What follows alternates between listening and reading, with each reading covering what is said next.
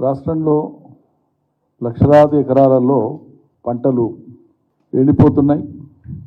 సర్కారు నీళ్ళు ఇయ్యక కరెంట్ ఇయ్యక రైతాంగాన్ని అవస్థలకు గురి చేస్తూ ఉంది. రెండో వైపు అకాల వర్షాలు వడగళ్ల వానతోన ఆదిలాబాద్ కానీ నిజామాబాద్ కానీ కామారెడ్డి కానీ సిద్దిపేట ప్రాంతంలో కానీ కరీంనగర్లో కానీ వేలాది ఎకరాలలో వడగళ్ల వానతో రాళ్ల వానతో పంట నష్టం జరిగింది. రైతులు దెబ్బ మీద దెబ్బ పడతా ఉంది.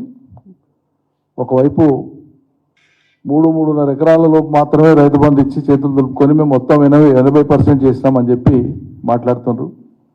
ఏ లేదంటే చెప్తాను కొడతామని మాట్లాడతారు. అసభ్యకరంగా మాట్లాడతారు. ఇంత ఇచ్చినాం ఇంత ఇస్తామని రోజువారీ ప్రకటన చేయడానికి చేత కాదు, కానీ ఇవ్వలేదని అడిగినటువంటి వాళ్ళను చాలా రోషంగా మాట్లాడి పరుషంగా మాట్లాడుతున్నారు. కరెంటు నీళ్ళు అనేకే ఎందుకు చేతనే తెలియదు ప్రభుత్వానికి. గతంలో వరుసగా కరెంటు నీళ్లను మేము ఎట్లా ఇవ్వగలిగినాం కేసీఆర్ ప్రభుత్వంలో 100 రోజుల్లోపే అతలాకుతలం చేసేస్తారు మొత్తం.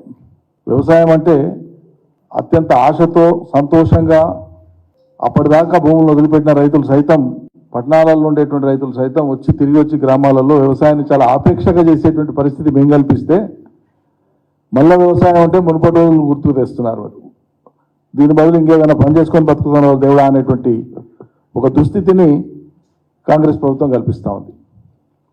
నీళ్లు ఉన్న కాడికి ఉన్న నీళ్లను రిజర్వాయర్లలో ఏ మేరకు ఉంటే ఆ మేరకు ఈ మేరకు ఇస్తామని చెప్పి ముందే ప్రకటించమని చెప్తానంటే ఆనాడు ఎన్నికలైన వెనువెంటనే మేము చెప్పినాం. డిసెంబర్ 1st వీక్లో చెప్పినాం. ఫలితాలు వచ్చి ప్రభుత్వం ఏర్పడిన వెనువెంటనే చెప్పినాం. యాసంగి స్టార్ట్ అవుతుంది, ఎంత మేరకు ఇస్తారు రైతులకు, ఆయా రిజర్వాయర్లలో ఉండేటువంటి నీళ్ళన్నీ చూసుకొని మీరు పద్ధతి ప్రకారంగా మీరు కాషన్ చేసి చెప్పండి అని చెప్పినాం. పట్టించుకోలే.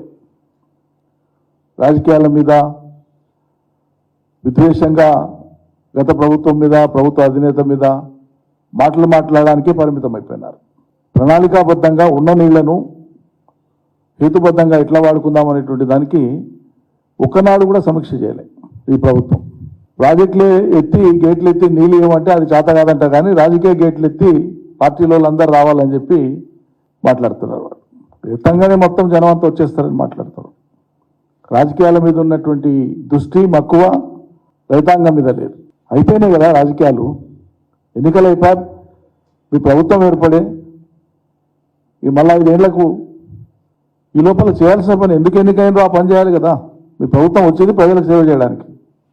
ఈ రాష్ట్రంలో 55-60% మంది ప్రజలు ప్రత్యక్షంగా పరోక్షంగా వ్యవసాయం మీద ఆధారపడి బతుకుతారు. అంటే 2.5 కోట్ల పైచిలుకు మంది. వాళ్ళ జీవితాల పట్లనే మీకు పట్టింపు లేకపోతే మీరు ఏం చేస్తున్నట్లు అసలు?